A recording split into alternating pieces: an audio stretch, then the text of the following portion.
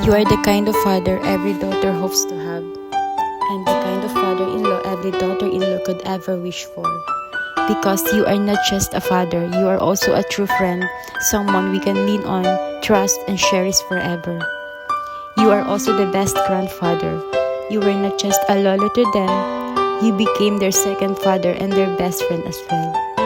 Your love, guidance, laughter, and care will always remain in their hearts. As a husband, you've shown unconditional love, strength, and dedication. You were not only a loving partner but also a best friend to Inay, someone who brought her comfort and happiness and support to the family every single day. As a brother, you were caring, dependable, and always there whenever someone needed you. Your kindness and love will forever be remembered by your siblings and everyone whose life you touch. You will be missed, Tatay. You will miss the times whenever we came home to your house with Inay. And you would always prepare delicious meals and snack for us, like pancit and bananas. We will miss all the conversations, jokes, laughters, and the happy moments we shared together. Nervin for sure will be missing you very much. You will miss the time that you're having Red Horse or Gin. You will miss all the happy moments we've shared together, Tatay. We will also miss your dancing and singing during video sessions in every celebration. We will miss you singing Sa Kuko ng Agila, Only You, Wonderful Tonight. Angel will be missing you so much. She will miss you a lot. She will miss singing with you, Tatay. We will miss eating together with you because the happiness will never feel complete without you beside us. Inay, Daisy, Angel, and Manny misses you so much already. They miss having you with them during breakfast, lunch, and dinner. Ate Tess, Lexine, Trisha, and Kuya Paul miss you deeply as well. So do Ate Michelle, Sugar, and Kuya Ian.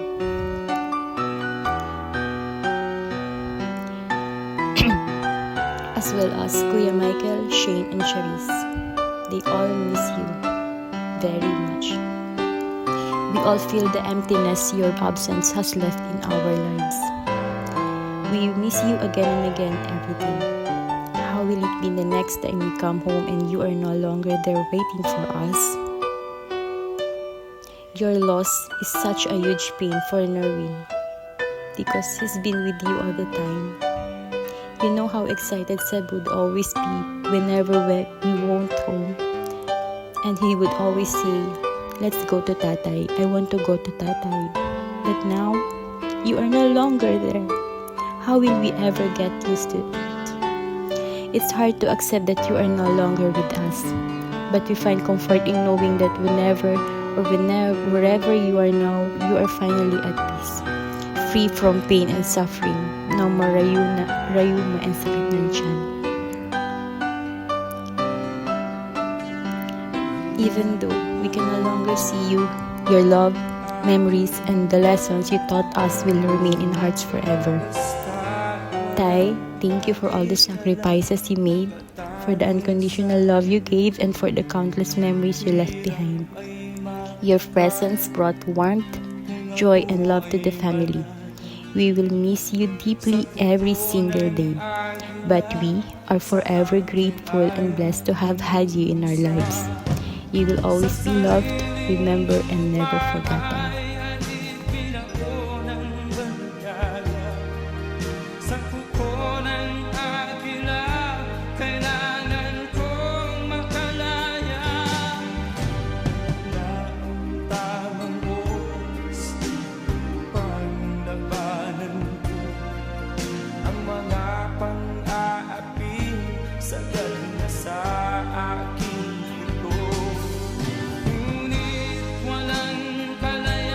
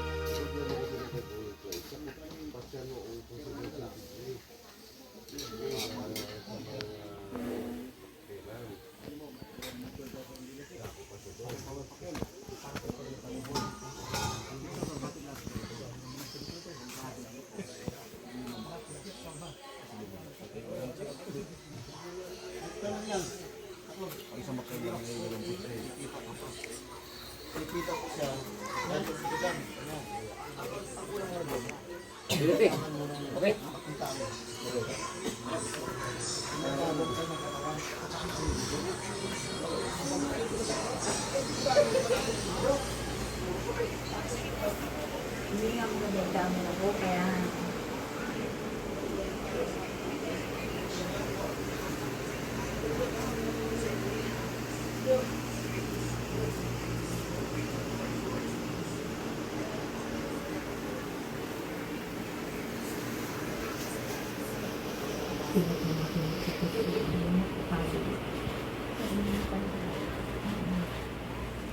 tulog mo na ikaw. Uy, tulog mo na. Narinig pa naman ako, mamaya pang hatong halos. Mamaya na kayo mali. Daddies. Tulog mo na. Pero mamaya gabi na nakatulog ba lang? Ano ba? Lalayi at baka.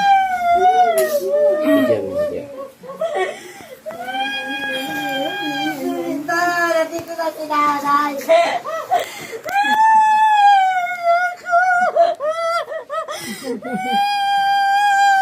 Dala ng pumunta sa bahay, nakadalakas pa. Ay, may pinili ko ganyan yan.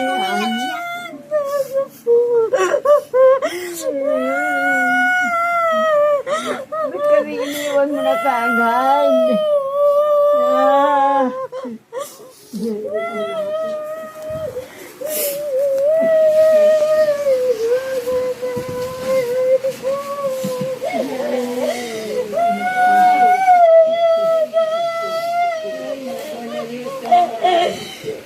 Sabi ko, ayaw ko mabuhan na ng mga anak ko.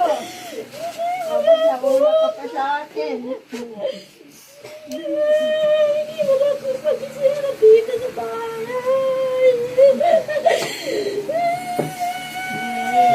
Tayo na ko.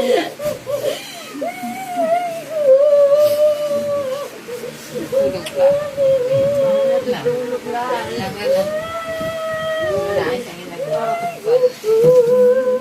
Opo eh. Mga mga lempa.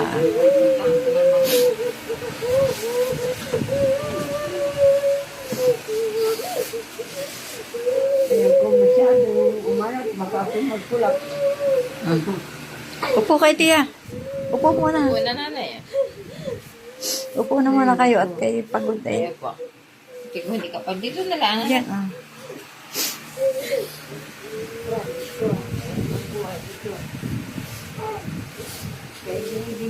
Upo na. Tapos sa lakas. Para kali ko wala sakit. Tapos yun. Iniwan na kami.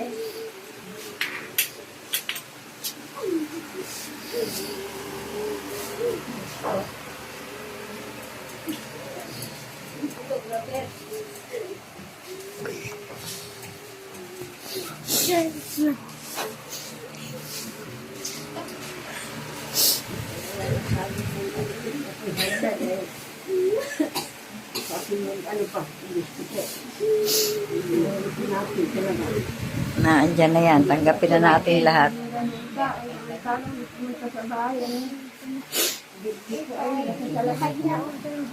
Tonsya.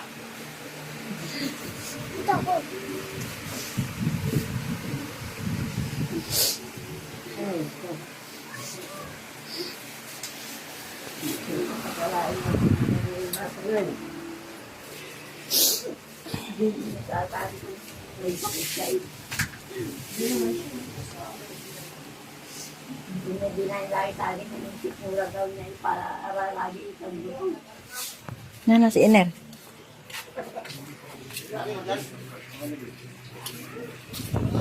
Wala akong alam din eh.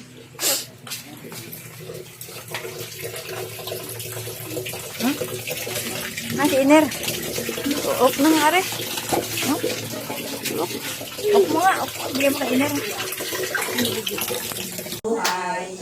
Aligaya iyong tunay. Happy, happy, happy birthday. Sa'yo ang handog nito.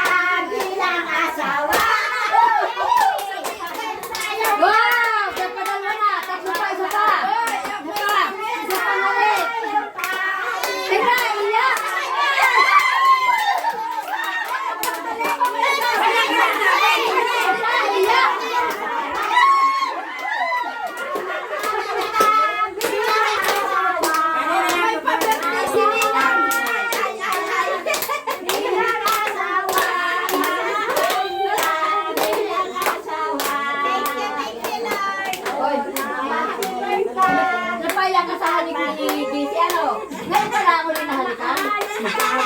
Ha, lagi-lagi, praise the Lord. Lagi-lagi yan, ha? O, kami nga, lagi-lagi yan. Oo.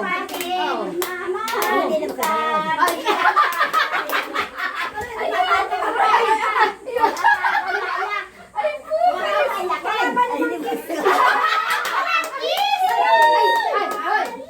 magpa-birthday ka nung ngayon. Hindi na pwede at baka sumakit yung tuhod. Ay, ikaw ang nasa ano? Ay, nasa ibaba. Ay, sila sa magdayo. Kaya naipit. Kaya na. Naiyak yun na lang picture. Naiyak yun na lang. Mag-isang libo sa likod ko. Yung kaya ko yun. Inaanak. Baka malayan. Iyak na yan ay kaligayahan. Kaya kami na andito. Kaya ang problema nga ni Iting nga hindi nga daw makaano, hindi makapag-birthday siya.